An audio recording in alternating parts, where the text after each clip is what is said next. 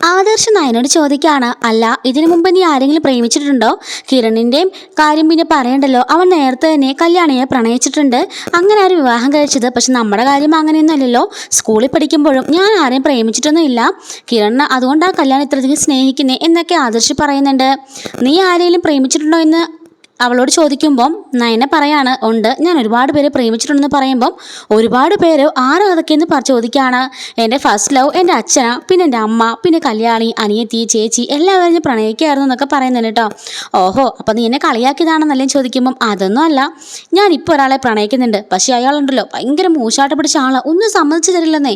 ഇഷ്ടമാണെങ്കിലും അതൊക്കെ മറച്ചു വെക്കും. അങ്ങനെ ഞാനിപ്പോൾ പ്രേമിക്കുന്ന ആള്. അങ്ങനെ പറഞ്ഞിട്ട് നയന ചിരിച്ചുകൊണ്ട് താഴോട്ട് പോകുന്നുണ്ട്. ഈ സമയത്ത് അവൻ ആലോചിക്കുകയാണ്, അവൾ പറഞ്ഞത് ശരി തന്നെയാ, അവളിപ്പോൾ പ്രേമിക്കുന്ന ആൾക്ക് കുറച്ച് അബ്നോർമൽ തന്നെയാ എന്നൊക്കെ പറഞ്ഞ് അവനും ചിരിച്ചുകൊണ്ട് നിൽക്കുകയാണ്. പിന്നീട് കാണിക്കുന്നത് കിരണിനെ കാണാൻ വേണ്ടി ആദർശ് പോവാണ്. അങ്ങനെ നീ അവളെ വീട്ടിലേക്ക് വിളിച്ചുകൊണ്ട് വന്നല്ലേ ചോദിക്കുമ്പം മുത്തശ്ശനും മുത്തശ്ശിക്കും ഒരു വിഷമമാണെന്ന് കരുതിയിട്ടാന്ന് പറയുമ്പം എങ്കിലും നീ അതൊന്നും സമ്മതിച്ചു കൊടുക്കില്ല അല്ലേ? എല്ലാ കാര്യത്തിലും നമ്മൾ രണ്ടിനും പക്കാ പെർഫെക്റ്റ് ആയിരുന്നു, നമ്മുടെ ഭാര്യമാരും അതുപോലെ തന്നെ. പക്ഷേങ്കിൽ ഒരു കാര്യത്തിൽ മാത്രം നീ പിന്നോട്ടായി പോയിടാ. ഭാര്യയെ സ്നേഹിക്കുന്ന കാര്യത്തിൽ ഞാൻ കണ്ടില്ലേ, എൻ്റെ ഉയർച്ചയ്ക്കെല്ലാം പിന്നിലും എൻ്റെ കല്യാണിയാ.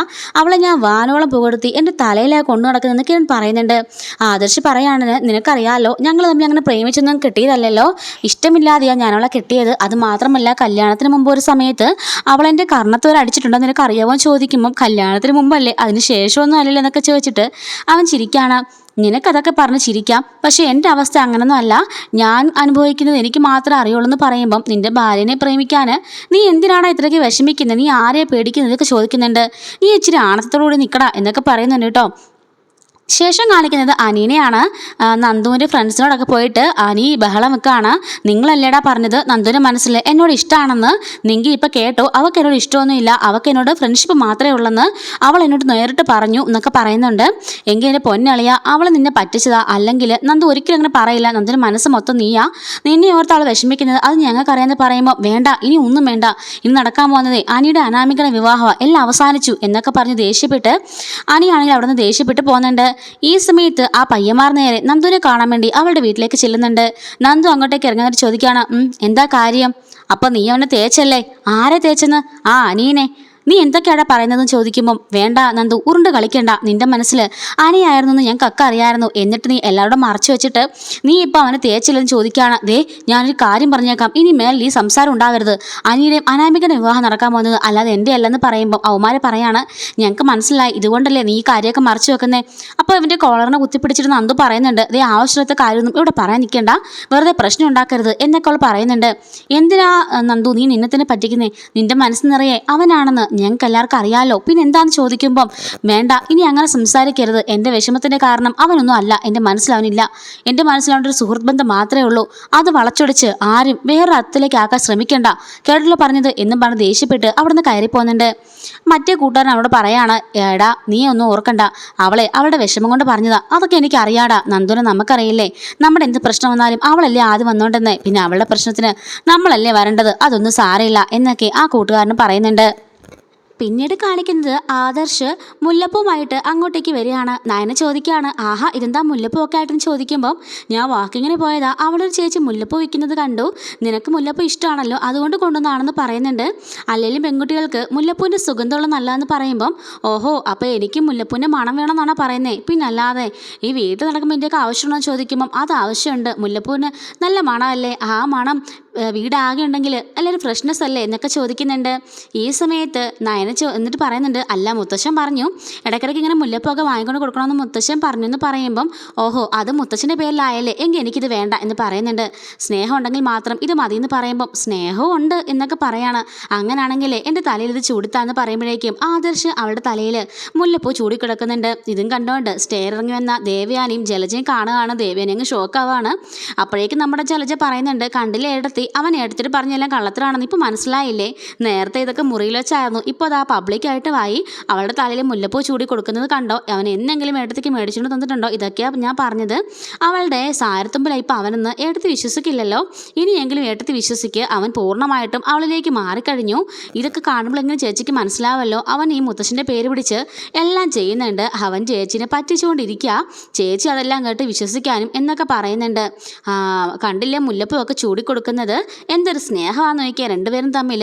ഇവിടെ അമ്മയായിട്ട് എടുത്ത് നിൽക്കുക, എന്നിട്ട് അവളോട് പോലും സ്നേഹമില്ല എന്നൊക്കെ പറഞ്ഞുകൊണ്ട് ജലജ നല്ല രീതിക്ക് എരിവ് കയറ്റി കൊടുക്കുന്നുണ്ട്. അങ്ങനെ ആകെപ്പാടെ ദേഷ്യം കയറി ഭദ്രകാളിയെ പോലെ ദേവയാനി നേരെ എങ്ങോട്ടേക്ക് വരുന്നുണ്ട്. എന്താടാ ഇതൊക്കെ ചോദിക്കുകയാണ്. അത് അമ്മയെ മുല്ലപ്പൂ പറയുമ്പോൾ എന്തിനാടാ ഇപ്പം മുല്ലപ്പൂ എന്ന് ചോദിക്കുകയാണ്. അല്ല ഇവള് മുല്ലപ്പൂ വേണമെന്ന് പറഞ്ഞു, ഞാനപ്പോൾ വാക്കിങ്ങനെ പോയപ്പോൾ മേടിച്ചുകൊണ്ട് കൊടുത്തെന്ന് പറയുമ്പോൾ ജലജ പറയാണ്, ദാ ഈ വീട്ടുമുറ്റത്ത് മുല്ലപ്പൂവും പിച്ചിപ്പൂ ഒക്കെ ഉണ്ട്, അതങ്ങ് പറിച്ചെടുത്തൊന്ന് കോർത്തെടുത്താൽ പോരെ, അതിനുവേണ്ടി ഇനി മേടിക്കാൻ പറഞ്ഞു വിട്ടേക്കുവാണെന്ന് ചോദിക്കും. അല്ലമ്മേ ഞാൻ വാക്കിങ്ങനെ പോയപ്പോൾ കണ്ടതുകൊണ്ട് കൊണ്ടുവന്നതാ എന്ന് പറയുന്നുണ്ട്. ഇത്രയും കാലമായിട്ട് നീ എനിക്ക് മേടിച്ച് തന്നിട്ടുണ്ടോ ചോദിക്കുമ്പോൾ പിന്നെ ഞാൻ അമ്മയ്ക്ക് മറക്കുമോ, ദാ ഇവക്ക് ഞാൻ 2 മുഴം മേടിച്ചപ്പം അമ്മയ്ക്ക് ഞാൻ 3 മുഴം പൂവ് മേടിച്ചിട്ടുണ്ടെന്ന് പറഞ്ഞിട്ട് ആദർശ ആ പൂവെടുത്ത് ദേവേൻ്റെ കയ്യിലേക്ക് കൊടുക്കുമ്പം ദേവേനെ ആ പൂ വലിച്ചെറിയുന്നുണ്ട്. ഇത്രയും കാലത്ത് നീ എനിക്ക് പൂ തന്നിട്ടുണ്ടോ എന്നൊക്കെ ചോദിച്ച് ദേഷ്യപ്പെടുകയാണ്. അപ്പോൾ ആദർശിന് ശരിക്കും ദേഷ്യം വരുന്നുണ്ടെങ്കിലും കൺട്രോൾ എനിക്ക് നമുക്ക് അറിയാൻ സാധിക്കുന്നുണ്ട് കേട്ടോ. ആദർശ് പറയാണ്, അമ്മയ്ക്ക് ഞാൻ വാങ്ങി തന്നിട്ടുണ്ടല്ലോ എത്രയോ തവണ. അതൊക്കെ ഞാൻ പറഞ്ഞിട്ട് പറയാതെ ഒരു തവണയെങ്കിലും നീ എനിക്ക് വാങ്ങി തന്നിട്ടുണ്ടോ ഇപ്പോഴോ എന്ന് ചോദിക്കുമ്പോഴേക്കും അല്ലമ്മേ എനിക്കിത് വാങ്ങിക്കണം തോന്നി അമ്മയ്ക്ക്, അതുകൊണ്ട് വാങ്ങിച്ചതെന്നൊക്കെ പറയുന്നുണ്ട്. വേണ്ട, എനിക്കെല്ലാം മനസ്സിലായി, നീ എന്നെ പറ്റിക്കുക, എല്ലാം പറഞ്ഞ് പറ്റിക്കുക, മുത്തച്ഛന് വേണ്ടിയിട്ട് സ്നേഹിക്കല്ല എന്ന് പറഞ്ഞ് നീ എന്നെ കളിപ്പിക്കുകയല്ലേ, എനിക്കൊന്നും സഹിക്കാൻ പറ്റില്ല എന്നൊക്കെ പറഞ്ഞ് അവിടെ കിടന്ന് അലറി വിളിക്കുന്നുണ്ട് കേട്ടോ. അപ്പോൾ ജയനി ബഹളമൊക്കെ ഇട്ട് അങ്ങോട്ടേക്ക് ഇറങ്ങി വരുന്നുണ്ട്. ഇപ്പം എന്തായാലും അങ്ങോട്ടേക്ക് പോകുന്നത് ഉചിതമല്ലെന്ന് പറഞ്ഞിട്ട് ജയൻ പതിയെ അവിടുന്ന് പുറകോട്ട് വലിഞ്ഞു പോകുന്നുണ്ട്. നയനയാണെങ്കിൽ അവിടെ നിന്ന് കരയുന്നുണ്ട് കേട്ടോ.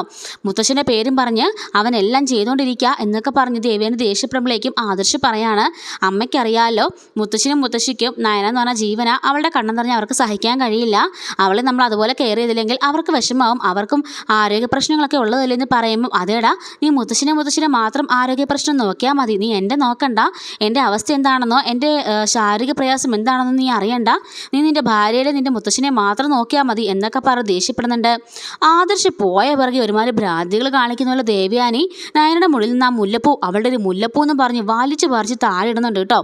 എന്നും പറഞ്ഞിട്ട് ദേഷ്യപ്പെട്ട് അവൾ അകത്തേക്ക് കയറി പോവാണ്. നയനയാണെങ്കിലോ ആ തറയിൽ വീണ മുല്ലപ്പൂ എടുത്ത് വെച്ച് പൊട്ടിക്കരയുന്നുണ്ട്. എൻ്റെ ഭർത്താവ് എനിക്ക് കൊണ്ടുതന്ന മുല്ലപ്പൂവായത്, ഇതെനിക്ക് നിധിയാ എന്നൊക്കെ പറഞ്ഞുകൊണ്ട് നയന ആ മുല്ലപ്പൂ എടുത്ത് നെഞ്ചോട് ചേർത്ത് വെക്കുന്നുണ്ട് കേട്ടോ. ആദർശ് ആകെപ്പാടെ വിഷമിച്ചിരിക്കുമ്പോഴേക്കും അങ്ങോട്ടേക്ക് ജയൻ വരുന്നുണ്ട്. നടന്ന സംഭവങ്ങളെല്ലാം ഞാൻ കണ്ടു എൻ്റെ പൊന്നച്ച, എനിക്ക് ഒരു രക്ഷയില്ല, ഞാൻ എന്താ ചെയ്യേണ്ടതെന്ന് ചോദിക്കുമ്പം അമ്മയെ നീ സ്നേഹിക്കുന്നുണ്ട്, ഭാര്യയെ സ്നേഹിക്കുന്നുണ്ട്, നീ ഇപ്പോഴാണ് അവളെ സ്നേഹിക്കാൻ തുടങ്ങിയത്, അതെല്ലാം ഞാൻ കാണുന്നുണ്ട്, നിനക്ക് അവളെ ഇഷ്ടമാണെന്ന് എനിക്കറിയാം. പിന്നെ നിൻ്റെ അമ്മ കാണിക്കുന്നത് ഒരുതരം ഭ്രാന്താ, ഒരിക്കലും നിൻ്റെ അമ്മ ഈ വീടിന് പറ്റിയ മരുമോളെ അല്ല, പക്ഷെ ഒരിക്കലെങ്കിലും ഞാനത് പറഞ്ഞിട്ടുണ്ടോ, എൻ്റെ ഭാര്യനെ അതുപോലെ സ്നേഹിക്കുന്നുണ്ട്, പക്ഷെ നിൻ്റെ ഭാര്യ അങ്ങനല്ല, ഈ വീടിന് പറ്റിയ മരുമകൾ തന്നെയാ, അവളെ സ്നേഹിക്കേണ്ട കടമയും ഉത്തരവാദിത്വം നിനക്കുള്ളതാ, നിൻ്റെ അമ്മ പറഞ്ഞു നീ കാര്യമാക്കണ്ട, അല്ലെങ്കിൽ തന്നെ നിൻ്റെ അമ്മയോട് ചോദിച്ചിട്ടാണോ നീ സ്നേഹിക്കേണ്ടത്, നീ നിൻ്റെ ഭാര്യയെ സ്നേഹിക്കേണ്ടത് നിൻ്റെ ഉള്ളുകൊണ്ടാണെന്നൊക്കെ പറയുന്നുണ്ട്. അപ്പോഴേക്കും ജയൻ പറയുന്നുണ്ട്, നിനക്കറിയാമല്ലോ നയനമുളത്തിലേക്ക് പാവമാണെന്ന്, അവൾ വന്നു കയറിയ ശേഷം ഈ വീടുണ്ടായ പുരോഗതിയൊക്കെ നിനക്കറിയാമല്ലോ, നമ്മുടെ ബിസിനസ്സിൻ്റെ കാര്യമൊക്കെ അറിയാമല്ലോ, പിന്നെ അവളെ നീ എന്തരത്തിലാണ് മാറ്റി നിർത്തുന്നത്, നിൻ്റെ അമ്മയ്ക്ക് എന്തോ തലയ്ക്ക് ഭ്രാന്ത എന്നൊക്കെ ജയൻ പറയുന്നുണ്ട്. അച്ഛനൊരു കാര്യം അറിയാവോ, എനിക്ക് അവളെ ഇപ്പോഴും ഇഷ്ടമാണ്, പക്ഷെ ഒരു കാര്യത്തിൽ എനിക്ക് ചെറിയൊരു അതൃപ്തി ഉണ്ടെന്ന് പറയണം. നിനക്ക് എന്ത് കാര്യത്തിലാണ് അവളുടെ ഇപ്പോൾ ദേഷ്യം ചോദിക്കുമ്പം, അച്ഛാ വിവാഹത്തിന് മുമ്പ് ഞങ്ങൾ രണ്ടും ഭയങ്കര സ്റ്റണ്ടായിരുന്നു, എവിടെ വെച്ച് കണ്ടാലും അവള് എൻ്റെ കർണത്തിന് അടിച്ചിട്ടുണ്ടെന്ന് പറയുമ്പം ഓഹോ അത്രേ ഉള്ളോ കാര്യം, കല്യാണത്തിന് മുമ്പല്ലേ, ശേഷം കിട്ടിയില്ലല്ലോ, ഭാഗ്യവാനാടാ നീ എന്നൊക്കെ പറഞ്ഞ് കളിയാക്കി ചിരിക്കുമ്പം ആദർശ് ഈശ്വര ഇത് ഇത്രേ ഉള്ളായിരുന്നോ എന്നിങ്ങനെ ആലോചിച്ച് നിൽക്കുകയാണ്. അച്ഛനത് വലിയ സംഭവമാക്കുമെന്ന് കരുതിയിട്ടാണ് ആദർശ് ചീറ്റിപ്പോയി കേട്ടോ. എന്നിട്ട് അച്ഛൻ പറയുന്നുണ്ട്, എടാ ഞാനൊന്ന് ദേഷ്യപ്പെട്ടാണല്ലോ ദേവയാനി അവിടെ നിൽക്കും, അതാണ് ദേവയാനി, പക്ഷേങ്കിൽ ഈ ഒരു പ്രശ്നത്തിനിടയ്ക്ക് എനിക്ക് വരാൻ സാധിക്കില്ല, ഇത് അമ്മായിയും വരുമ്പോൾ പ്രശ്നമല്ലേ, അത് തൻ്റെ അടുത്തോടെ നീക്കേണ്ടത് നീ തന്നെയാ, നീ നല്ലൊരു പൗരുഷമുള്ള ഭർത്താവായിട്ട് നയനയ്ക്ക് വേണ്ടി മുമ്പിൽ സ്റ്റാൻഡ് ചെയ്ത് നിന്നാൽ പിന്നെ ദേവയാനിയല്ല ഈ വീട്ടിൽ ആരും തന്നെ അവളൊന്നും പറയാൻ പറ്റില്ല, അതുകൊണ്ട് ഇതിനെല്ലാം അറുതി വരുത്തണമെങ്കിൽ നീ മുന്നിട്ടിറങ്ങിയാൽ മാത്രമേ പറ്റുള്ളൂ എന്ന് ജയൻ പറയുന്നുണ്ട്.